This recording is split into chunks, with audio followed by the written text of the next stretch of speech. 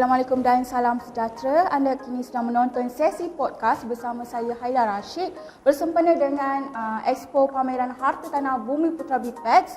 Seronoknya ada rumah yang bertempat di Dewan 3 Pusat Pameran Mid-Worli pada 4 dan 5 November ini. Jadi, tajuk utama untuk sesi kita pada hari ini ialah bagaimana jual rumah yang susah nak jual bersama dengan speaker kita pada hari ini iaitu Assalamualaikum, saya Amin Yusof, founder kepada Mami Home Interior Design. So, kepakaran kami adalah untuk nak membantu owner-owner rumah dapatkan rumah impian dengan tenang dan siap on time dan elakkan daripada banyak masalah kerugian renovasi. Okey, terima kasih Tuan kerana sudi bersama dengan kita pada hari ini. Sama-sama. Okey, baiklah. Untuk tidak membuang masa, boleh ceritakan sikit latar belakang Tuan sebagai seorang reka designer, reka hiasan dalaman. Okey. So, first sekali saya nak ucapkan ribuan terima kasih kepada BIPEX kerana menjemput. So, saya Amin Yusof, founder kepada Mami Home Interior Design. So, ini adalah tahun yang ke-15 kami dalam industri reka bentuk dalaman. So, apa yang kita fokus dalam interior design ni, kita ada perumahan ataupun kita boleh panggil residential, kita ada corporate, kita ada commercial dan kita ada hospitality. So, ini maksudnya kalau kita buat design hotel ke kan, corporate ni adalah office, commercial ni adalah kedai dan residential adalah perumahan. So, ini adalah bidang yang kita fokus. So, antara pengalaman kita dalam industri ini adalah kita design untuk Parlimen Malaysia, kita design untuk Maybank Etiqa, TMBN, ratusan rumah-rumah dalam Malaysia. So, yang kita nak huraikan hari ini, apakah masalah sebenar bila kita bantu renovasi owner-owner rumah ni. Inilah yang kita nak war-warkan hari ini. Okey, jadi sebenarnya apa kepentingan, apa pentingnya reka hiasan dalaman ni untuk setiap pembeli rumah? Sebenarnya dia tak penting. Okey. Kan? Kalau tak penting tak ada job. Betul. Tak ada job title ni. So kalau kita lihat balik, sebenarnya dia tak penting bagi setengah-setengah orang. So dia tidak penting bagi setengah-setengah orang. Tapi dia sangat penting bagi setengah-setengah orang ni pula. Apakah maksud dua cabang ni? So dia ID ni dia tak ada pun penting kalau owner rumah tu ada masa untuk nak survey perabot dia sendiri. So ID tak penting. So kalaulah dia ada masa untuk nak beli barang-barang mentah sendiri, so kalau dia boleh buat design sendiri, so dia tak penting pun ID ni. Tapi yang penting ni apa dia? Penting ID ni kepada orang-orang yang fokus pada career dia, yang golongan-golongan profesional ni, mereka sangat perlukan ID. Mereka sangat pentingkan ID. Kenapa? Sebab mereka perlukan sokongan, bantuan untuk selesaikan masalah renovasi mereka kat rumah ni, supaya mereka boleh fokus kerjaya mereka untuk dapatkan betul-betul fokus kerja, dapat duit, supaya dia orang boleh belanja untuk keluarga mereka. So ini dua segmen yang sangat-sangat berbeza tadi. So satu, dia tak penting kalau owner-owner rumah ni dia ada masa dia. Kalau dia boleh buat sendiri ke kan, itu tak penting. Tapi kalau yang penting ni tadi, golongan-golongan profesional yang minggu ni fly pergi mana, next week pergi fly, so tak sempat untuk nak uruskan rumah, itu adalah golongan-golongan yang perlukan ID. Adakah dia lebih kepada macam orang kata bahasa mudahnya antara kaya dengan miskin macam tu? Hanya orang kaya yang memerlukan ID, orang miskin tak perlu.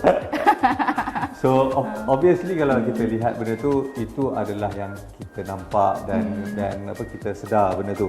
So itulah perjuangan kita, kami di Mami Home ni, kita nak bagi golongan yang rasa tak mampu pun mampu untuk nak hire ID tu di masa hadapan nanti. So kalau nak kata comparison tu memang Memang. So golongan yang higher ID ni adalah golongan-golongan yang T20 ataupun M40.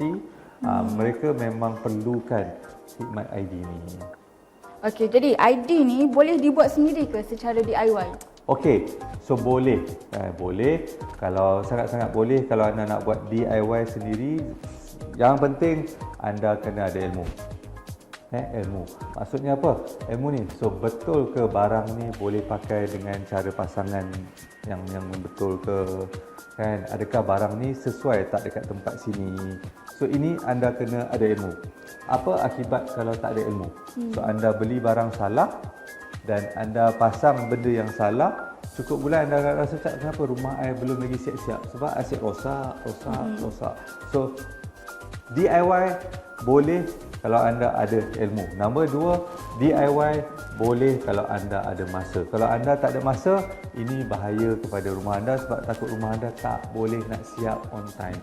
Minggu ni buat sikit, lalu bila nak siap rumah tu? Itu adalah yang cabaran. So first tadi apa dia? Dia punya ilmu. Nombor 2, masa. Masa. So yang nombor 3 ni sangat penting adalah kena ada taste. Kena ada taste, kena ada design punya taste ni sebab ramai yang orang buat DIY ni last rumah dia jadi macam rumah tak siap.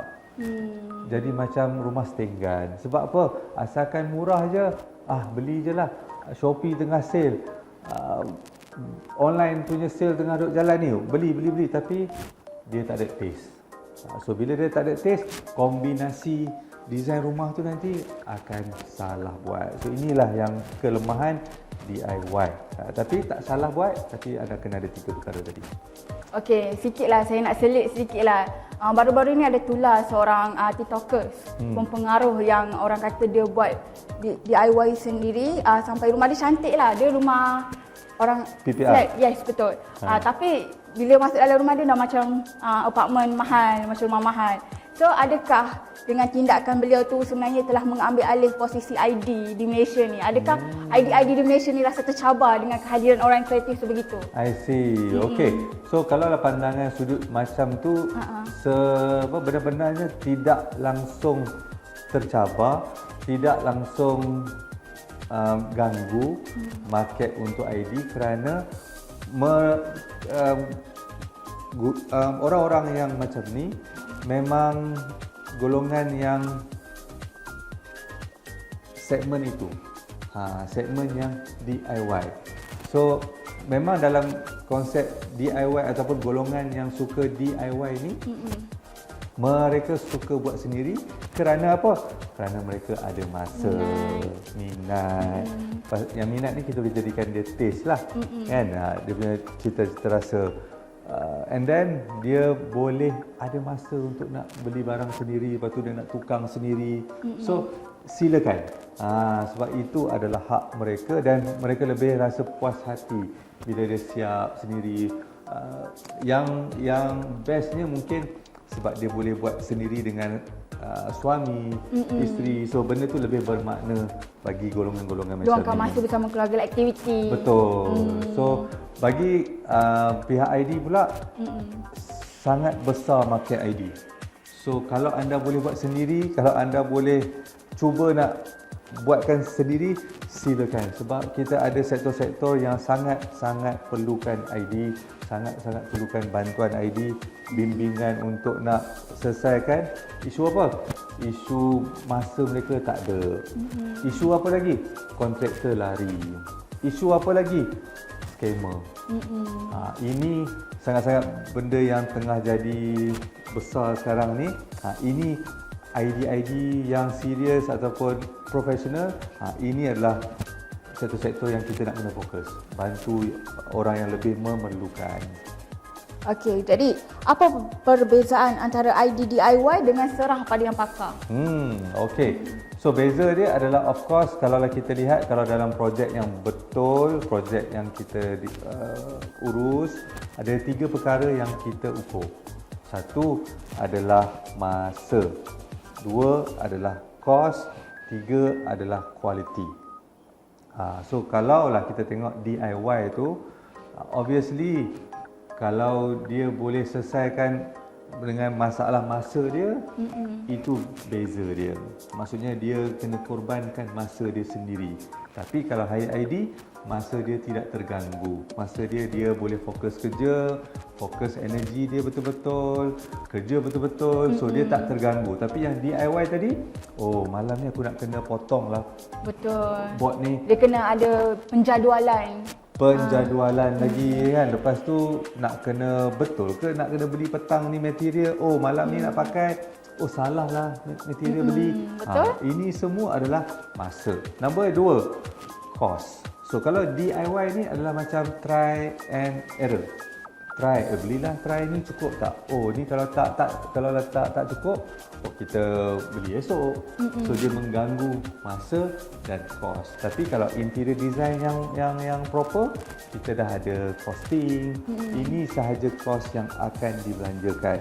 So dah tak ada dah pening-pening, headache. Tiba-tiba ni dah mula 100k, tiba-tiba nak jadi 300k. Tak ada.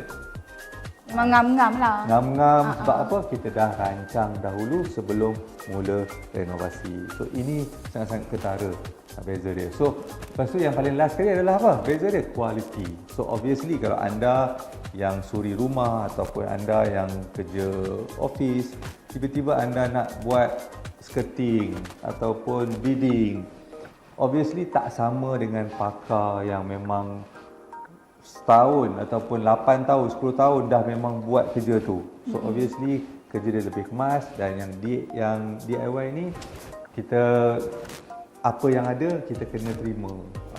Itulah beza dia. Okay, jadi kepakaran Tuan ialah hiasan dalaman. Boleh terangkan sedikit tak kepakaran Tuan dengan tajuk kita pada hari ini? So tajuk yang ni sangat-sangat berat. Macam mana nak jual rumah yang susah nak jual. Okay, macam mana tu Tuan? Cerita sikit. Okay, so now sekarang ni kita nak kena lihat ada dua perkara yang kita kena betul-betul ada ilmu. Satu, macam mana nak menaikkan nilai. Ini satu benda yang kita nak kena faham. Macam mana nak menaikkan nilai. So tajuk ni panjang sikit tak apa Boleh, silakan. Okay. It's your time. Okey. So kita nak menaikkan nilai. So ada dua benda nilai yang kita as a owner rumah kena tahu. Nombor 1, nilai dia adalah pada wang ringgit. Apa benda yang kalau kita buat dekat rumah, nilai rumah tu boleh naik. Ini benda yang anda nak kena tahu. Nombor 2 adalah perceived value, pandangan yang ada nilai. Ini yang kita nak kena pandai ni. So macam mana kalau orang tengok benda ni, orang nak beli rumah tu. Kan, macam mana nak membuatkan, macam mana kita nak ada ilmu, macam mana kalau aku nak tengok rumah orang ni mengenalah dengan aku punya taste ni. So inilah yang kita nak kena fokus dalam BPAC kali ini. So macam mana kita nak tengok, kita nak kupas sikit. Apakah maksud perceived value? Contohnya, so kalaulah kita boleh lihat satu konteks, kalaulah kita nak jual rumah ni, rumah ni dah lah landed, nampak macam tak ada apa-apa dosa pun, kenapa orang tak beli? Rupa-rupanya tak cantik. Perceived value dia tak ada. Okay. Pandangan orang tu tak ada. Sebab apa? Sebab orang ni pergi letakkan interest hati dia ke dalam cara nak menjual rumah ni. Apakah maksud dia? Maksudnya adalah, contohlah kalau kita boleh tanya, Cik, apakah warna yang Cik paling suka? Saya suka pink. Pink. Yes. So pink. Tiba-tiba orang ni dia pun ada taste pink. Okay, so dia pun buatlah rumah dia colour pink. So adakah dia menyusahkan untuk orang nak membeli rumah tu, ataupun dia menyenangkan orang nak beli rumah tu? Sebab kalau kita nak menjual ni, kita tak tahu siapa yang suka rumah ni. Betul? Dia ni suka colour pink ke colour biru? Kalau saya buat colour pink kan sentak pula orang ni. Kan, sebab kalau aku nak tukar balik warna ni dah ada kos. Betul? Kan, so jadi macam mana nak pandangan tu boleh letak nilai kepada rumah ni? Ini yang owner-owner rumah kena tahu. So jadi apa dia? So apakah warna yang sesuai untuk boleh naikkan nilai pandangan? Sebab itu macam dalam kita interior design ni kita kena belajar psikologi warna apa yang semua orang akan rasa selesa. Semua orang akan rasa suka. Semua orang rasa saya naklah rumah ni. Okey, jadi sekejap. Apa warna yang tengah in trend sekarang? So dia punya trik dia adalah kita nak kena letak warna natural. So itulah secret dia. Adakah hitam putih kan? Bukan. Bukan. So warna dia adalah natural ni macam beige color ataupun taupe kan, ataupun orang-orang panggil kakis punya color. Apakah bukti dia? Sebab dia natural. Yang berkaitan dengan tanah. Yes. Tapi tak menenggelamkan ke? Sebab kita memang hidup dengan tanah. Okey. Betul. Macam juga kita pakai baju contohnya. Kalau kita pakai baju, ini yang saya tahulah, fahaman saya. Kalau kita pakai baju yang warna lebih kurang warna kulit ni, biasanya akan menenggelamkan personality orang tu. Jadi kalau macam rumah pun, saya rasa lah, mungkin boleh menenggelamkan sebab kita rumah berpastikan dengan tanah. Betul. So kalau kita lihat macam tu punya pandangan, tak ada apa salah, because tapi kita kena faham, satu adalah orang dengan rumah ni adalah sangat berbeza. Satu, kalau kita lihat dalam konteks rumah pun, kita tak lawan dengan warna tanah tu terus. Because kita akan lawan dengan warna hijau. Rumput. Betul? Tile. Betul? So sebab itu kena warna yang natural ni supaya apa? Supaya warga Cina datang ke, India datang ke, Melayu datang ke, dia tetap tak ada masalah. Bukan dia suka, tapi dia tak ada masalah untuk tinggal dalam rumah ni. Apakah jadi kalau dia tak suka? Duit dia kena check balik. Betul. So ini akan mengelakkan orang beli rumah tu. Sebab itu dalam knowledge macam mana nak menjual rumah yang susah nak jual, betulkan pandangan dulu, betulkan perceived value ni dulu, barulah orang senang nak membeli. Nombor dua yang kita nak kena tengok adalah siapa bakal pembeli kita. Okey. Siapa Pun nak kena tengok kaya ke miskin ke tak ada. Kaya ke miskin ke, yang tu adalah penting, tapi kita nak tengok apa kriteria dia.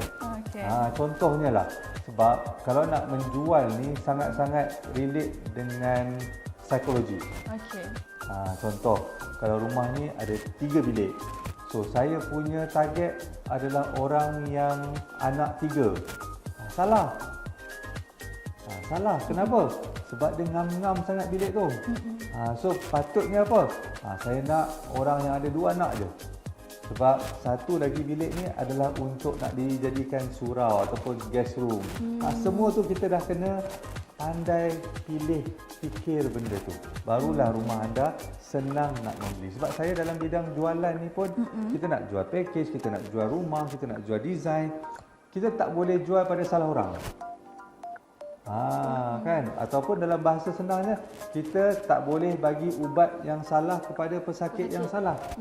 So kalau dia datang sakit perut, kita pergi bagi ubat sakit pening, itu salah. So kalau orang tu rumah dia macam ni dan orang yang datang tu ada masalah A, rumah ni boleh selesaikan masalah A, itulah cara kita nak jual benda yang sangat bagus.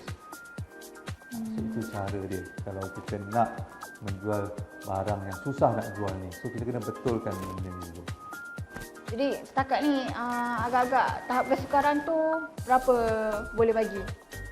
Okey, I think kalau benda tu sangat-sangat subjektif, kan. Kalau dalam konteks kami, macam saya pun, again saya punya bidang ni adalah interior design renovation. So macam mana kita nak membantu orang yang tak suka rumah ni, dia nak jadi suka rumah ni. Sebab apa-apa hal pun kita kena educate pembeli dulu. Exactly. Sebab itu pentingnya kalau macam usaha BPAC ni sangat-sangat penting. Kenapa? Sebab kalau owner rumah tak ada ilmu ni, macam mana nak membantu orang nak jual rumah? Betul. Kan? Saya dah buat dah rumah ni, saya dah buat kabinet dah, saya dah buat kitchen, tapi tak ada orang nak beli. Macam mana nak beli kalau jiran sebelah tu pun sama? Kan? Dia pun nak jual A, jiran sebelah pun nak jual A juga. So dah nak kena turunkan harga. Sebab itu pun dalam konteks tu ada 3 level makam yang anda nak kena faham. So boleh tak saya nak share sikit tiga ni? Boleh. Okay. Sila. So contohnya, kalau lah kita ada satu rumah kondo lah kita ada rumah kondo, kita ada 400 unit rumah dalam ni. 400 unit.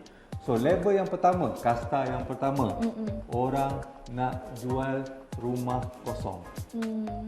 Rumah yang tak ada ceiling, rumah yang tak ada perabot, rumah yang kosong lah. Maksudnya dia dapat vacant tu, dapatlah rumah, so dia nak jual.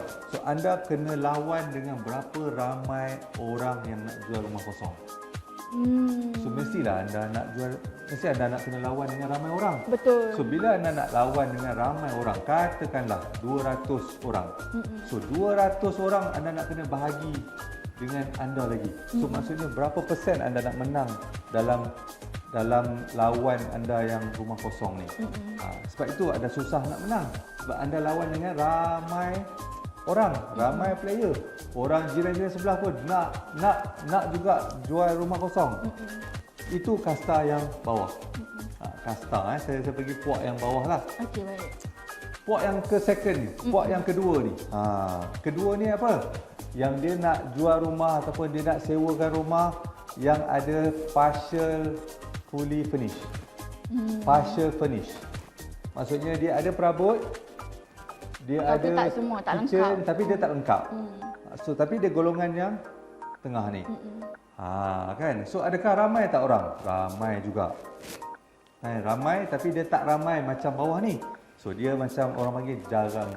Kan ada kadang-kadang kan. So inilah level yang kedua. Tapi dia still kena lawan dengan ramai juga. So kalau tadi kita dah letak dah 200. Kali-kali sini pun katakanlah kita nak letak 150 lah. So dia nak kena lawan dengan 150 rumah lagi. Last sekali, golongan yang paling atas ni apa dia? Fully furnished. Golongan yang atas ni yang lawan dia sikit adalah golongan orang yang buat design rumah dia. Maksudnya bila orang masuk rumah dia, oi, lainnya rumah ni daripada sebelum-sebelum ni yang I tengok rumah ni. Oh, lainnya karakter rumah ni. Oh, lainnya natural tone dia. Kenapa? I rasa bila masuk rumah ni, this is it. So best tak? Kalau anda faham ilmu ni, macam mana nak menang, anda nak dapatkan jualan rumah anda tu. Kalau anda susah nak jual, anda kena ada ilmu ni supaya anda boleh menang dalam competition antara jiran-jiran ni. So this is how kita nak owner-owner rumah ni ada ilmu, fikirkan benda ni dan amalkan benda ni. Jadi kebanyakan klien yang adalah setakat ni kan, adakah mereka kebanyakan mereka memang suka yang dah ada interior, dah ada design ataupun nak yang kosong je? Sebab kosong dia masih apa orang kata nakkan cita rasa sendiri, tapi kalau dah ada design maknanya design orang lain. Cita rasa orang lain. Jadi macam kebanyakan klien tuan yang macam mana? Okey, so macam yang kita punya part adalah kita banyak renovate rumah orang yang nak duduk. Bukan yang nak menjual. So kalau yang nak jual ni, kita nak jual dia mungkin dia dah duduk lama rumah ni, so dia nak jual. So itu adalah segmen yang berbeza. So macam mana kita nak tengok tadi adalah point dia adalah banyak yang orang nak beli yang dah siap ke, yang dah siap design ataupun tidak. So kalau kita boleh bahagikan kepada dua, adalah satu, design apa? Design interior design satu. Nombor yang dua adalah design rumah tu, maksudnya carport dah ada, kitchen dah extend kan. So ini benda-benda yang anda kena faham, yang orang memang nak ada benda-benda asas ni dah ada, maksudnya kitchen dah ada. So orang nak benda ni. Tapi yang untuk orang nak siap ID ni, dia banyak yang nak menyewa. Sebab ID ni dia akan cukup 2 tahun, 5 years dia akan tukar konsep. So it depend on siapa owner yang kita nak target, kita nak sewa ke, kita nak jual rumah. So kalau nak jual rumah, kita nak kena sediakan bilik, cahaya dia cukup tak, bila dia masuk rumah ni, this is it. Sebab kitchen dah tak payah nak buat, apa semua dah tak payah nak buat. Tapi kalau nak sewa, senang tak kerja tu? Masuk rumah, terus dah ada, terus siap dah boleh pakai. So ini dah dua beza target market dia. Okey, jadi ramai yang nak tahu tempoh masa yang diperlukan. Jadi berapa jumlah masa yang diperlukan untuk proses begini sebelum menjual rumah? Okey. So kalau kita tengok kita nak menjual rumah, obviously tempoh yang nak jual tu, so sebelum nak buat jualan ni, kita nak kena prepare rumah ni. So dalam nak proses prepare rumah ni adalah ada dua perkara. Satu, kita nak kena lalui proses pembinaan tu lah. Maksudnya kita nak bina rumah tu lah, kita nak bina design tu lah, kita nak buat kabinet tu lah, kita nak buatlah design tu. So sebelum nak bina ni, ini yang anda kena tahu dah, ada proses kita nak rancang dahulu. Apa design yang anda kena buat untuk anda nak jual rumah ni. Sebab anda tak boleh suka, saya nak duduk rumah ni, so cara design dia lain. Kalau anda nak jual rumah ni, cara design dia lain. So anda nak kena tahu proses rancang ni sangat-sangat penting. Kalau anda tak ada ilmu ni, anda akan buat design yang salah, lepas tu anda akan komplain, kenapa orang tak beli rumah aku? Kan dia marah dengan takdir dia sendiri. So padahal kita kena tahu proses rancang ni, lepas tu barulah dia boleh bina, barulah dia boleh jual. So berapa lama? So untuk yang proses design ni dalam 1 ke 2 bulan should be cukup dah. And then kalau nak bina ni paling lama pun untuk rumah adalah kalau dia tidak ada libatkan apa-apa kerja-kerja basah yang structure ni, dalam 2 month ke 3 month should be selamat dah. So anda dah boleh start untuk nak iklankan ke apa ke. In fact, kalau masa anda dah buat design tu, kita ada 3D, kita ada design dia, anda dah boleh start untuk iklankan dahulu kan, pada siapa target market, macam mana ruang dalaman dia yang akan anda siapkan rumah ni. So bila orang-orang datang, sama design. So inilah yang anda nak kena ada fahaman ilmu. So tadi kalau kita lihat masa, so berapakah kos? Berapakah kos? So ini yang anda nak kena ada ilmu juga. So kalau anda nak investkan rumah, kalau anda nak jual rumah, kalau anda nak sewakan rumah, so cara dia, macam mana nak define cost dia adalah 15% ke 20% daripada harga rumah dekat Lembah Kelang. Saya ulang balik, 15 ke 20% dekat harga rumah Lembah Kelang. Saya tak boleh pakai benda ni dekat Kelantan. Saya tak boleh pakai rumus cara teknik ni dekat Kedah. Saya tak boleh sebab harga Kedah, harga Kelantan lain-lain. So mungkin yang anda boleh pakai adalah dekat KL, dekat JB mungkin, and then dekat Penang. Benda tu boleh pakai. Kenapa? Contoh dia macam ni, kita nak anda faham. Contohlah kalau rumah tu adalah 600,000. So kalau anda nak jual, kalau anda nak sewa, anda tak boleh design ataupun buat macam anda nak duduk rumah tu. Because anda akan membazir banyak duit anda kalau anda salah teknik. Apa yang anda sepatutnya buat adalah 15 ke 20% ni, kalau katakanlah 600,000 adalah anda kena design ataupun buat tidak lebih daripada 120k. Kalau anda lebih, anda tak pandai. Sebab itu Mami Home, kita nak bantu owner-owner ni jangan membazir. Sebab tu yang first kali anda kena tahu, anda nak jual ke anda nak duduk rumah ni. Cara nak jual dengan cara nak duduk sangat berbeza teknik dia untuk cara nak design rumah tu. So ini yang kita nak sampaikan dalam BPAC. Okey, baiklah, itu sahaja daripada kami. Jadi terima kasih banyak-banyak saya ucapkan kepada Tuan Amin atas perkongsian kita pada hari ini. Okay, baiklah, kepada para penonton, suka saya ingatkan jangan lupa hadir ke Dewan 3 Pusat Pameran Midweli pada 4 dan 5 November ini untuk bersempena dengan Expo Pameran Harta Tanah Bumi Putra. Dan Tuan ada sekali di situ kan? Yes, insyaAllah kita ada slot tarikh yang ke-4 hari bulan mungkin. Yes, pada pukul 4 petang. Okey, boleh wawarkan sikit? Yes, okey. So jumpa anda di sana dengan topik yang sangat-sangat menarik dan mungkin boleh membantu anda untuk jual rumah anda, macam mana nak mencantikkan rumah anda. So kita jumpa pada 4 hari bulan pada pukul 4 petang di sana. Okay, baiklah, sekian saja podcast kita pada hari ini. Sekian saja. Assalamualaikum dan sampai jumpa.